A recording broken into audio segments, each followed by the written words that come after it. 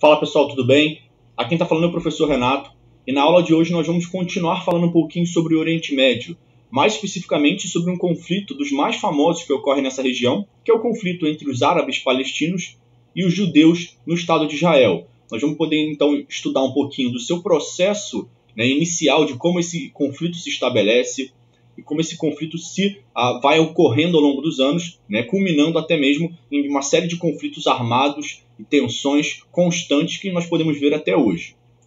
Então, a primeira coisa para a gente entender um pouquinho sobre esse conflito é entender aonde esse conflito se situa e por que esse conflito tem origem ali. Lembrando que esse conflito vai ter uma série de outras imbricações ou uma série de outras questões que vão se desenvolver a partir do conflito inicial. Então, essa região que a gente chama de Palestina, uma região situada no Oriente Médio entre o Mar Mediterrâneo e o Rio Jordão, e é uma das principais áreas de tensões no mundo atual, principalmente devido a uma disputa territorial que está entre os judeus e também entre os árabes palestinos, que habitam o local na atualidade e há um tempo atrás também já estavam ali. O que é importante a gente lembrar é que essa região é uma região de modificações e transformações políticas constantes, que a gente já abordou em aulas anteriores. A gente precisa entender que essa região da Palestina já foi dominada pelo povo judeu, que foi expulso posteriormente, após a conquista do território, e por uma série de outras civilizações, como por exemplo os assírios, babilônicos, persas, gregos, romanos, árabes e turco-otomanos. Então é importante a gente entender que existe ali um caldeirão cultural que vai somar a esse processo de disputa religiosa entre essas duas grandes populações, população árabe e população judia. Então, por que os judeus estão nessa região, que recentemente tem sido habitada majoritariamente por árabes desde a expansão islâmica de Maomé?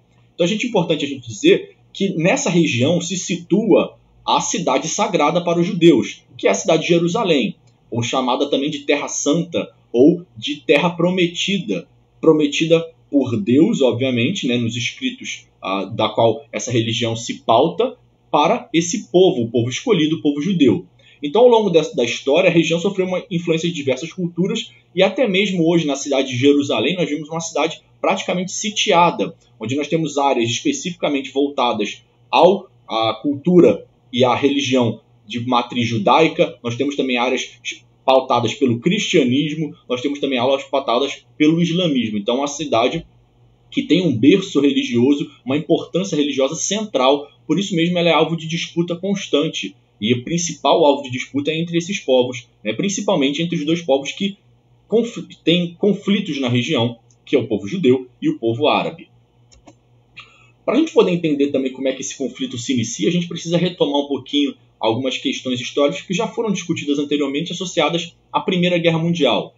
É importante lembrar que essa região ela era ocupada por palestinos, ou por árabes, desde a expansão islâmica que ocorreu ali no início do processo de expansão islâmica de Maomé mesmo. Então, o que acontece é que, a partir desse processo, uma série de outras civilizações foram se sucedendo ali, até chegar os turco-otomanos. E os turco-otomanos, eles se dividem, o Império Turco-Otomano se desfaz ao fim da Primeira Guerra Mundial, o que faz com que esse poder central na região, principalmente do Oriente Médio, se desfaça. E uma série de conflitos internos começam a aparecer, inclusive em países árabes, entre dissidências, entre xiitas e sunitas, entre etnias, entre uma série de grupos, seja religiosos, seja étnicos, internos. O que acontece também no caso da Palestina, mas no caso da Palestina não é entre grupos internos, e sim devido à chegada cada vez maior de uma série de grupos judeus. Então a população judia começa a migrar diretamente para a Palestina para se estabelecer ali, afinal de contas aquela seria a sua terra prometida. E obviamente, devido a uma série de questões econômicas, uma série de questões históricas, uma série de grupos judeus se tornaram e são reconhecidamente comerciantes muito hábeis. Então o que faz deles terem um poder econômico, se tem poder econômico, tem um poder político, conseguem fazer lobby. Lembrando que lobby é aquela tentativa de você influenciar, seja de diversas formas possíveis, que a política favoreça o seu grupo, favoreça a você mesmo. Então, o que acontece é que esses grupos começam a ter um poder, criam um movimento chamado de movimento sionista, que é um movimento nacionalista de origem judaica, ou seja, pautado na religião, que começa a se organizar já no fim do século XIX e pregava a criação de um Estado-nação, ou seja, o estabelecimento de um território para que o povo judeu pudesse encontrar a paz e se livrar das discriminações e perseguições históricas que sofreram. Esse movimento sionista ganha mais força ainda, principalmente a partir da Segunda Guerra Mundial, quando acontece o famoso Holocausto, né? Aquela perseguição e genocídio que nós temos ali feitos nos nazistas, né? Em cima dos judeus, nos campos de concentração. Então, o que acontece é que, ao fim da Segunda Guerra Mundial, e durante o período mesmo da Segunda Guerra Mundial, esses judeus saem muitos da Europa e vão para a região do Oriente Médio em busca de abrigo. Afinal de contas, também eles estavam sendo perseguidos por toda a Europa, principalmente nos primeiros anos da guerra, onde a Alemanha consegue dominar vastos territórios. Então, o que acontece é que, gradativamente, ao fim da Segunda Guerra Mundial, em poucas décadas, o número de judeus na região da Palestina vinha crescendo muito. Então, essa região começa a ter um conflito. Afinal de contas, esses judeus com muito poderio econômico começam a transformar, né, e a ter muito poder em relação aos palestinos na região, começam a dominar a política regional, começam a dominar uma série de questões. Então, o que acontece também de importante é que esse lobby político, que começa lá já no fim do século XIX e vai se estabelecendo, principalmente na Europa, dos judeus potencializando a Europa e judeus também nos Estados Unidos, começam a fortalecer esse estado de criação. E, obviamente, esses conflitos que vão ocorrendo a partir da chegada dos judeus na região começam a fazer com que a Europa comece a se mexer através da Organização das Nações Unidas para criar um Estado. Um Estado para, na verdade, evidenciar, né, para diminuir os conflitos, mas que, obviamente, quando se cria esse Estado, evidencia que a Europa estava querendo, a Europa, assim como os Estados Unidos, estava querendo criar um aliado, um braço aliado naquela região. Lembrando que aquela região é uma região extremamente importante, principalmente para a questão dos combustíveis, também para a geopolítica internacional. Ter o controle ou ter um aliado dentro do Oriente Médio é sempre importante para a geopolítica de todos os países. Então, quando a ONU cria o Estado de Israel, né, partilhando o território da Palestina entre judeus e árabes, no ano de 1947, nós também estamos vendo ali uma questão muito importante associada ao domínio do Oriente Médio, né, que, afinal de contas, todo o Oriente Médio era dominado por árabes, e nesse momento nós temos ali um povo judeu muito aliado, né, muito presente, muito forte dentro da política interna da Europa e também dos Estados Unidos. Então nós estamos vendo ali uma ampliação do poder ocidental no Oriente Médio, né, e o Estado de Israel também tem esse papel, o que obviamente vai potencializar também, em relação aos árabes, o ódio, né, ao Ocidente, que a gente já viu também uma série de outros relatos e outras aulas que a gente falou anteriormente. Bom, então esse processo de partilha da Palestina a partir da criação do Estado de Israel marcou um início de uma série de conflitos entre árabes e judeus no Oriente Médio, e até hoje esses conflitos se perduram.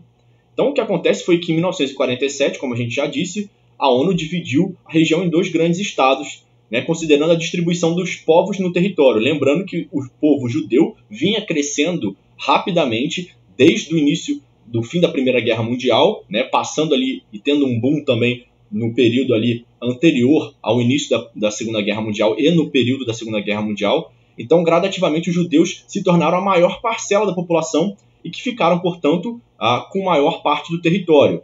Então, isso criou um conflito muito grande entre os dois grupos, e esse conflito gerou uma série de guerras, né, pequenos conflitos, e aí as forças militares judaicas muito mais equipadas, né, conseguiram avançar sobre fronteiras palestinas e tornar o Estado de Israel independente, um território muito maior do que aquele proposto pela ONU dos 56% do território. Então o que acontece é que, gradativamente, e a gente vai ver isso ao longo de diversos momentos, né, o Estado de Israel amplia seus territórios em cima do Estado da Palestina, que na verdade não existe, né, em cima da Palestina, da região da Palestina, e gradativamente isso vai aprofundando as crises, aprofundando e ampliando, né, o ódio, né, associado à política, seja associado à religião, seja associado a questões territoriais, que o povo árabe tem em relação ao povo judeu nessa região especificamente. Então, a criação do Estado de Israel foi interpretada pelos árabes como um exemplo da interferência das potências ocidentais na política do Oriente Médio. Então, gradativamente, os países estavam se tornando independentes, e aí vem os ocidentais, né, a Europa e os Estados Unidos, e criam um Estado, né, um Estado diferente, um Estado que não compactuava com as questões políticas, que não compactuava com a cultura regional. Então, o Estado de Israel é visto como um Estado intruso, criado pelos ocidentais, pelos europeus, pelos americanos. Afinal de contas, ele tinha sido criado com o apoio inglês e era incentivado financeiramente e politicamente pelos americanos, porque representava os interesses ocidentais na região e tinham também um intuito de não deixar com que os povos árabes se integrassem completamente, que formasse uma grande nação árabe. Isso era perigoso para os interesses geopolíticos dos países ocidentais, principalmente dos americanos.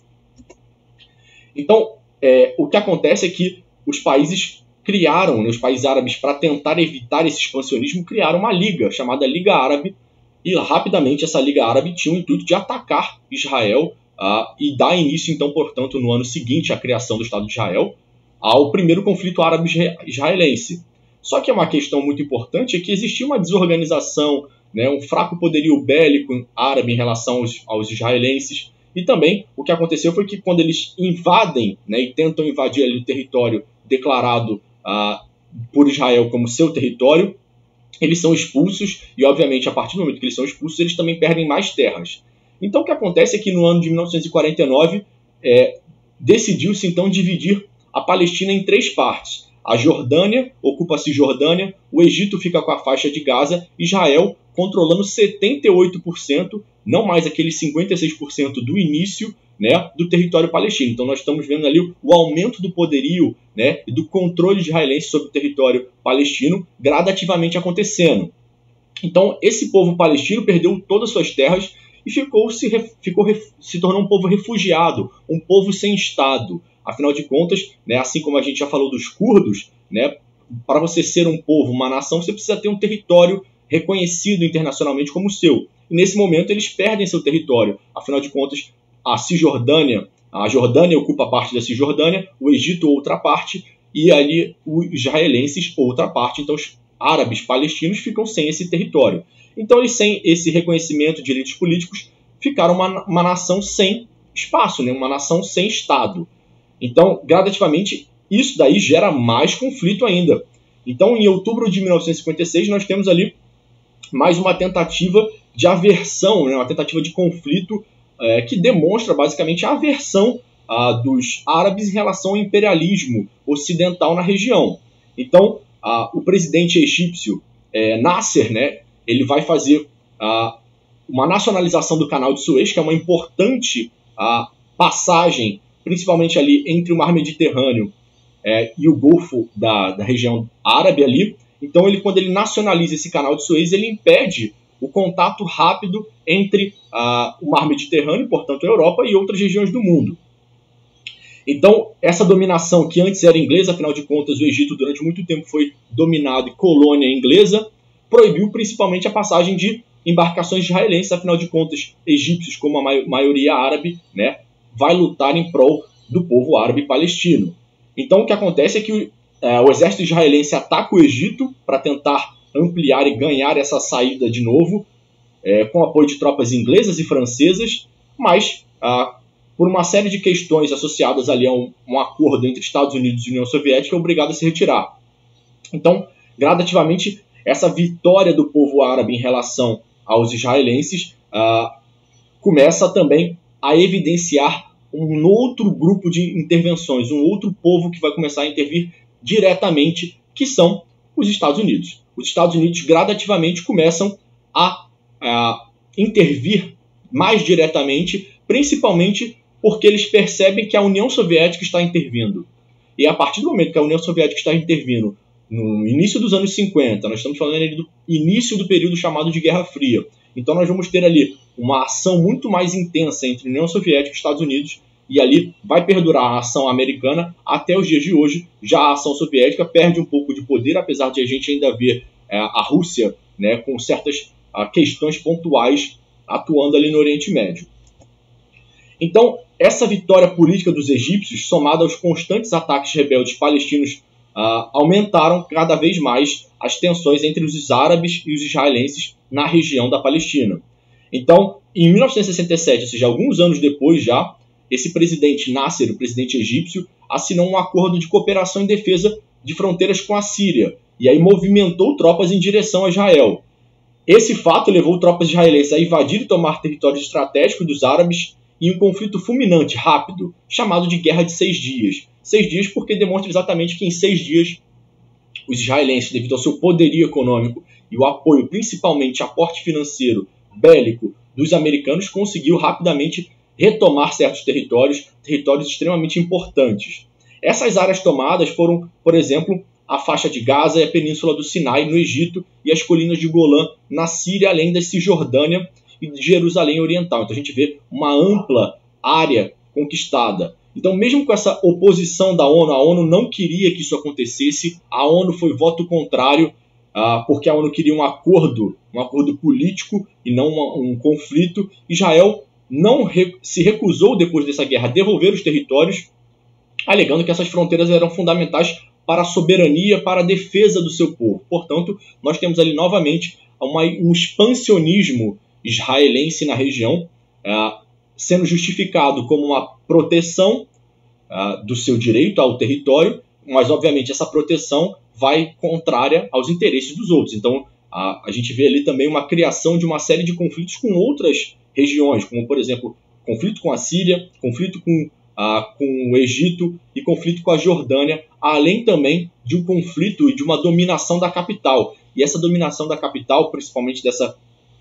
parte de Jerusalém Oriental, é vista com extremo pesar pelo povo árabe, porque a capital é sagrada, tanto para os judeus, mas também para os árabes e também para os cristãos. Então, esse domínio judeu na capital de Jerusalém, que amplia seus territórios, fica cada vez mais evidente o poder, né, de influência deles na região, e obviamente a partir desse poder de influência também cria-se as aversões, o ódio em que os demais povos têm em relação ao povo judeu na região.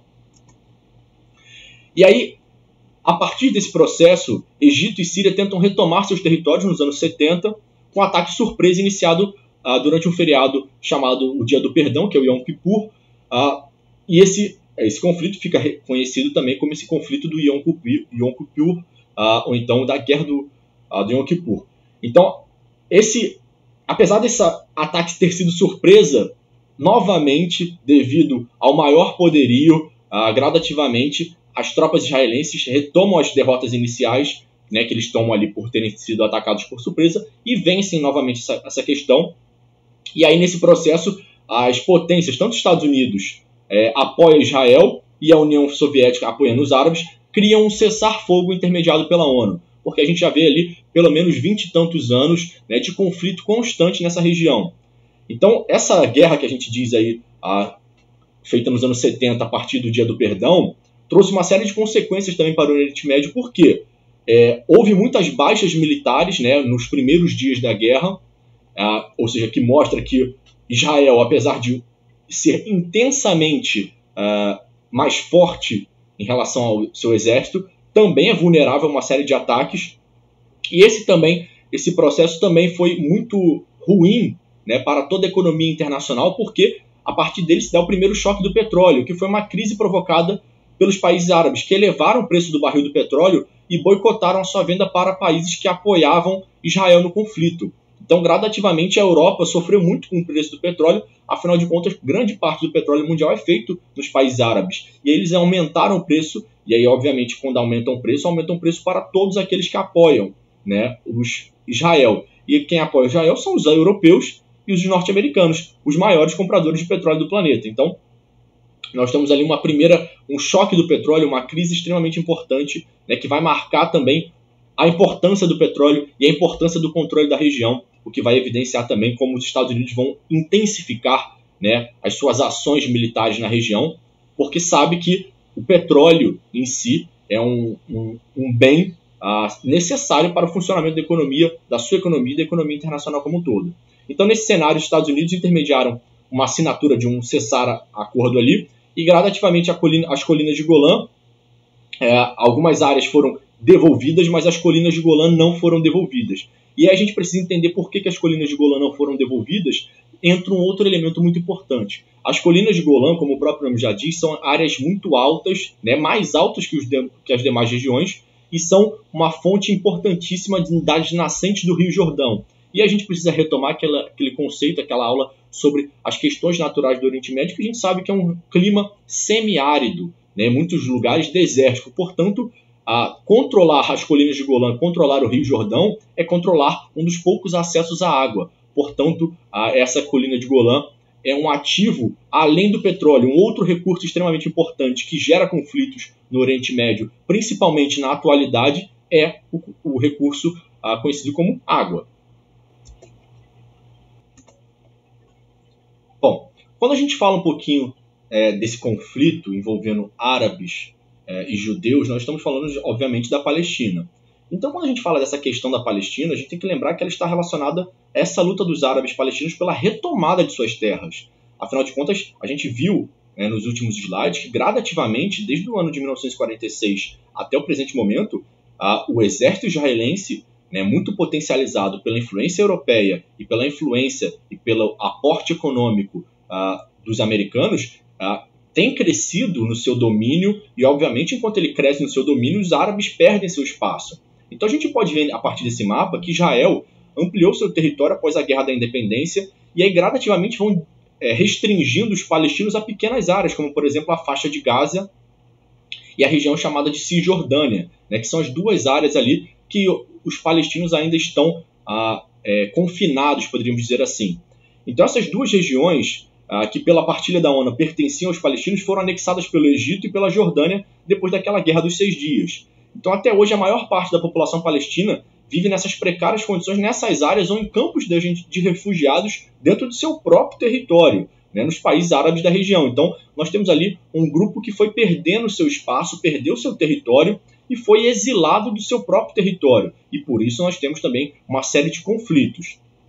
Então o que aconteceu foi que foi criada uma série de, a partir desse processo de expansão do exército israelense e do Estado de Israel, uma organização para a libertação da Palestina nos anos 60, dentro de um encontro da Liga Árabe, que a gente já disse que aconteceu, que era uma entidade política que passou a representar os interesses do povo palestino. Lembrando que o povo palestino não tem Estado, não tem território específico para si. Então o que a gente sabe é que é um povo sem representatividade. Então ele precisa de representatividade eleita por outros grupos que vão, politicamente falando, representar os palestinos. Afinal de contas, os palestinos não são reconhecidos pelas principais nações europeias nem pelos Estados Unidos. Afinal de contas, isso seria um contrassenso para os interesses dos mesmos.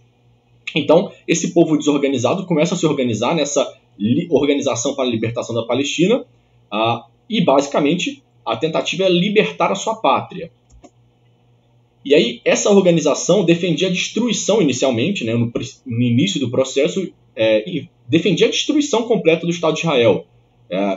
Obviamente porque entendia que aquela presença judaica na região não deveria existir, era uma afronta à sua história, uma afronta ao seu povo, e a partir disso, como é que eles lutariam com isso tendo menor poder? E aí se destacam nesse processo uma série de novas formas de tentar atacar. Como você não pode lutar em igualdade de condições, porque você não está no mesmo processo, não está no mesmo nível econômico, no mesmo nível bélico, então cria-se uma série de táticas, e dentre essas táticas estão as táticas terroristas e as guerrilhas organizadas, junto com outros países árabes, nas regiões ali próximas que existem assentamentos palestinos dentro de outros países, como por exemplo na Jordânia, no Líbano, na faixa de Gaza, na Síria. Então nós temos ali essas organizações que fazem ataques terroristas e guerrilhas organizadas contra destacamentos do exército israelense, destacamento de exércitos que apoiam o exército israelense, também é importante dizer. Então nós temos ali essas organizações, formas de combate que essa libertação da Palestina inicialmente cria. Então, após a derrota daquela guerra do Yom Kippur, essa organização pela libertação da Palestina mudou sua posição para alcançar os seus objetivos. Ela deixou de priorizar a luta armada e passou a valorizar os meios políticos, tentando de outras formas, como a diplomacia, porque entendia que você atacar Israel, nesse momento atacar aliado de Israel, quando não se tem condições de se defender, acabaria gerando um processo inverso. Então, toda vez que eles atacavam Israel, Israel ocupava mais espaço. Então, eles mudam a tática para tentar através da diplomacia. Então, essa tática começa a dar um pouco mais certo, tanto é que em 1974 a ONU reconhece a causa palestina e a Organização para a Libertação da Palestina começa a integrar certas reuniões das Nações Unidas como observadora. Pode participar, mas obviamente não tem poder de decisão, poder de voto em nada. Só que esses grupos, né, radicais, os grupos mais radicais dentro da libertação da Palestina, não gostaram dessa mudança de postura e começou a ter uma série de dissidências dentro dessa própria organização que visava ali a demonstrar a causa palestina ao mundo. E aí nessa divisão, obviamente, nós temos a divisão mais pacífica, que tenta pelas vias geopolíticas, e nós temos as divisões, né, que vão permanecer com a tentativa e as táticas antigas, que são as tentativas com base em ataques terroristas, guerrilhas, etc. Então, mesmo assim, né, mesmo com esse processo de maior reconhecimento da causa palestina, de maior atenção das Nações Unidas, né, do mundo inteiro em relação à causa palestina, o que aconteceu foi que essa OLP continuou sendo vista, mesmo a partir da sua mudança de postura, como uma organização terrorista, né, principalmente por causa dos Estados Unidos, que viam nela e tinham nela um agente, um grupo que viria e iria contra os seus interesses. Afinal de contas, se eles tentavam retomar o território palestino, obviamente eles diminuiriam o território israelense e diminuiriam o poder de influência dos Estados Unidos na região. Então, obviamente, para os Estados Unidos, aquele grupo sempre será um grupo terrorista, não importa o tipo de ação. Mesmo que eles tenham diminuído as suas ações terroristas nos anos mais recentes e focado nas ações diplomáticas. Mas mesmo assim, como atentam contra os interesses americanos, eles os classificam como terroristas, né? E uma série de questões também ocorrem. Então, nós temos ali essa Organização para a Libertação da Palestina atuando de duas formas depois das suas dissidências internas também. Então, dentro desse grupo, nós temos, por exemplo, o Hezbollah, né, o Partido de Deus, que é uma organização política e militar de resistência muçulmana do mundo árabe, que surge na invasão do Líbano em 1982, considerada pelas potências ocidentais como um grupo terrorista, e é, obviamente, responsável por uma série de ataques ao Estado israelense. Então, nós temos ali, por exemplo, o Hezbollah, nós temos também o Hamas, que é um grupo radical de resistência palestina.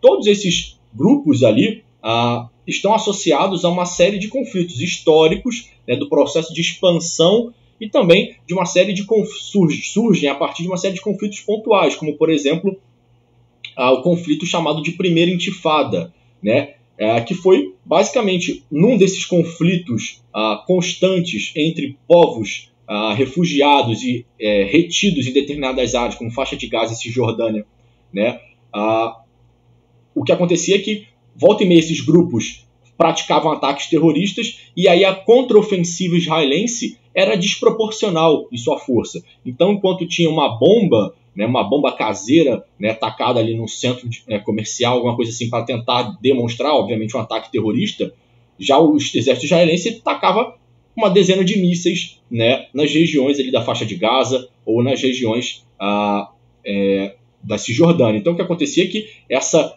diferença de forças, né, da ação e da reação, entre ação palestina e reação israelense, criou a Primeira Intifada, que ficou chamada como Revolta das Pedras, quando tanques israelenses invadiam a faixa de Gaza e a Cisjordânia e eram respondidos com aquilo que os palestinos tinham como de se defender, tacando pedras nos tanques. E essas cenas ficaram muito famosas, que demonstram exatamente a diferença econômica e a diferença entre essa guerra, que na verdade não é uma guerra. Porque quando a gente fala em guerra, nós estamos falando quando dois grupos, né, em condições de igualdade ou proximidade de igualdade estão tendo um conflito. Né? O que a gente vê não é uma guerra, e sim um genocídio. Afinal de contas, historicamente, nunca houve uma grande vitória muçulmana. Né? Então, os muçulmanos estão perdendo desde os anos 40 até hoje, 2020, ou seja, aproximadamente há 70 anos, 80 anos, né, eles estão perdendo território. Então, é uma guerra constante, mas uma guerra constante onde só um lado perde e o outro lado sempre vence, a gente não pode classificar como guerra. Então, nesse período, devido a essa contraofensiva da Primeira Intifada, surge, por exemplo, o Hamas, né? junto com o Hezbollah, que já existia. Então nós temos ali uma série de grupos terroristas que vão, a partir dessas contra-reações, dessas reações israelenses, intensificar cada vez mais os seus ataques terroristas.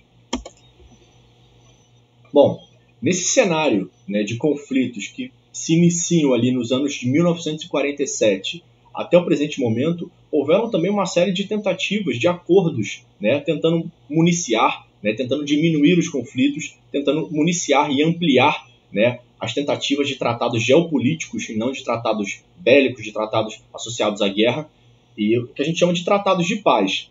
Então essas intensas tensões na região da Palestina geraram uma série de tentativas, que a gente já viu, algumas deram certo, outras não deram certo, e, por exemplo, os Estados Unidos modificando um pouco sua tentativa a partir dos anos 90, que tentaram instalar a paz entre os israelenses e palestinos. Afinal de contas, essa guerra constante também gera uma série de conflitos, inclusive conflitos econômicos, né? Uma série de perdas econômicas, como a gente viu, por exemplo, no caso ali do primeiro choque do petróleo. Então, nesse Tratado de Oslo, de 1993, ficou estabelecido que Israel devolveria e desocuparia a faixa de Gaza e a Cisjordânia para a criação dos estados, né, o Estado palestino nessas regiões. Os territórios palestinos deveriam ser administrados pela Autoridade Nacional Palestina, uma organização política provisória que foi criada para governar esse futuro país palestino. Então é preciso dizer que essa Organização para a Libertação da Palestina continua existindo como representante do povo palestino na ONU. Então temos aí duas organizações novas surgindo. A Autoridade Nacional Palestina, que seria o governo do Estado que viria a surgir, e a Organização para a Libertação, que continua sendo um órgão político, né, que tenta evidenciar os conflitos, tenta evidenciar as condições que vive o povo palestino na região. Só que esses acordos de Oslo não foram colocados totalmente em prática nos anos seguintes, porque os palestinos e israelenses divergiram em certos pontos, né? Afinal de contas, não concordavam. Israel não aceitou, por exemplo, devolver a Jerusalém Oriental para a formação da capital palestina, nem o retorno de refugiados palestinos à faixa de Gaza e Cisjordânia. Ao contrário, continuou construindo assentamentos para judeus nesses territórios, continuou ampliando, né, a sua expansão territorial e prometeram devolver, né, e não fazer o contrário. Então os palestinos encararam essas ações israelenses como um boicote ao processo de paz. E em pouco tempo os atentados contra Israel se intensificaram novamente, agravando de novo as tensões. Então, a partir da tentativa do acordo de paz e do não cumprimento, né, por parte principalmente de Israel, se intensifica novamente os conflitos. E esses conflitos ficam conhecidos como a Segunda Intifada, né, quando os civis palestinos entraram em choque com os militares israelenses. É sempre importante lembrar também que essas guerras entre israelenses e palestinos são feitas entre civis e entre militares. Afinal de contas, como não é um Estado oficial, não existe um exército oficial palestino. O exército da Palestina são as pessoas da Palestina. Então são homens, crianças, armados da forma que puderem. Então, como é que essa segunda intifada acontece no início dos anos 2000? O que acontece é que um grande grupo de militares israelenses andava pela esplanada das mesquitas em Jerusalém, acompanhadas pelo então candidato a primeiro-ministro Ariel Sharon. Então o que acontece é que você está com grupos militares andando pela esplanada das mesquitas que são muçulmanas. Essa área da cidade é considerada sagrada para os muçulmanos. E esse ato dos militares andando, né, com um candidato a ser primeiro-ministro israelense dentro do território, e dentro do território sagrado, religioso, né, dos palestinos, isso para eles foi interpretado como uma demonstração de soberania, como um insulto. E, obviamente, um insulto porque essas duas áreas estavam em disputa, né, principalmente ali em relação à questão oriental, ali, né, da Jerusalém Oriental. Então, o que acontece é que, nesse processo, um novo conflito começa a ocorrer, e aí, a partir desse novo conflito, né, nós temos ali uma segunda intifada que tem as mesmas características da primeira intifada, né? Um grupo armado, né, militarmente fortalecido, contra uma população enfurecida, tacando pedras, se armando e tacando tudo que puder em relação a esse grupo israelense. Então, essa intensificação dos conflitos de ambos os lados aumentou os ataques terroristas gradativamente. Então, nós temos uma série de ataques terroristas e o governo de Israel decidiu construir, por exemplo, um muro na Cisjordânia separando os judeus das áreas ocupadas anteriormente pelos palestinos. Então, nós temos ali uma intensificação a partir dos anos 2000, né, desse processo de conflito. E essa intensificação cria até mesmo um estado sitiado, um estado dividido por muros. Então, a área específica da Cisjordânia, né, ela é dividida por um muro. Então, em 2005, Israel promoveu a retirada de judeus dos assentamentos na faixa de Gaza, mas o gesto foi considerado pelos palestinos uma manobra política do governo israelense. Então, os palestinos alegaram, né, que a região estava sendo deixada para o seu povo devido ao maior interesse israelense na Cisjordânia. Então, eles tinham interesse na Cisjordânia e deixaram que a faixa de Gaza ficasse para os palestinos. Então, afinal de contas, a Cisjordânia é uma área estratégica em relação aos recursos hídricos. E esse muro construído ali tinha exatamente a tentativa de criar uma área separada onde os próprios palestinos, mesmo aquela área sendo originalmente deles, não pudessem acessar. Então, o que acontece é que Israel, além disso tudo, incorporou também todo o Vale do Rio Jordão, a única fonte de estabelecimento, né, a única fonte de abastecimento de água na região, junto com a fronteira com a Jordânia e controlada por Israel. Então, também, além da questão do petróleo, como eu já disse, a questão da água também se estabelece como uma questão importante. Então, nós temos ali religião, petróleo e água como bases, questões que se assemelham ali à questão do território, né, que estão associadas à questão do território dentro desse conflito. Então, mais recentemente, houve um pequeno avanço nas negociações de paz. Esse pequeno avanço, né, associado a todo o processo, acabou diminuindo as esperanças palestinas em relação ao surgimento do Estado palestino. E, obviamente, esse não surgimento do Estado palestino acabou fazendo com que a ANP, que era o governo que surgiria, né, o grupo político que surgiria para controlar esse Estado, perdesse a narrativa para os grupos mais violentos dentro desse processo. Então, por exemplo, em 2006, né, numa eleição, os grupos mais radicais que pregam a destruição do Estado de Israel como política principal, né, dos palestinos, começam a vencer as eleições, como, por exemplo, o Hamas vencendo as eleições para a autoridade palestina no ano de 2006. Então, obviamente, essa vitória não foi reconhecida por Israel, porque Israel considera o Hamas um grupo terrorista, portanto, não um grupo político, nem pelos Estados Unidos, nem pela União Europeia. Então, o que aconteceu foi que o Hamas, além de não reconhecer o Estado israelense, também defende a luta armada contra o povo judeu. E aí, gradativamente, fatores que levam as potências ocidentais de Israel a cortar a ajuda financeira para as áreas dominadas pelo grupo. Então, essa autoridade nacional palestina, que tinha o intuito de fortalecer as relações, de estabelecer um Estado palestino, quando ela é vencida, né, eleitoralmente pelo Hamas, cortam-se os financiamentos que existiam para esse grupo. Então, o que evidencia ainda mais as questões econômicas nessa região. Outra questão importante também é que existe uma intransigência política muito grande, israelense e palestino, que são contrárias, né? Tanto nos lados israelenses quanto os palestinos, existem lados contrários a qualquer tipo de negociação. Então, existe uma dificuldade muito grande em ter um acordo pacífico. Afinal de contas, para que se tenha um acordo pacífico, alguém vai precisar ceder. E, obviamente, devido ao histórico e longo processo de conflitos, ceder para o grupo, que em muitos momentos era o inimigo, obviamente, é manchar o passado daqueles que morreram. Então, a cada ano que passa, uma resolução amigável, pacífica para esse conflito se torna cada vez mais distante. Afinal de contas, para os palestinos, a cada ano que passa, né, os israelenses sufocam cada vez mais eles, e por esse sufocamento, a cada ano que passa, mais atentados terroristas acontecem nos domínios israelenses, feitos por parte desses grupos terroristas palestinos. Então, nós temos ali um conflito cada vez mais distante de ser resolvido, e, obviamente, isso se dá exatamente desde o início do processo de ocupação do povo judeu na região da Palestina e todas as intervenções feitas pelas nações europeias, pela ONU, que criaram um conflito do nada, né? Então, um conflito começa a ser criado e, obviamente, ele se perde o controle do processo e, a partir desse momento, o processo fica incontrolável. E aí tenta-se, historicamente, se fazer uma série de acordos para diminuir as tensões, mas a cada tentativa, novos conflitos surgem. Bom, pessoal, espero que vocês tenham compreendido, né, essa relação conflituosa, né, esse caldeirão de conflitos religiosos, territoriais, associados a recursos, que se dá na Palestina, principalmente entre o povo árabe, palestino e o povo judeu, né, e sua origem sionista. Um abraço e até mais.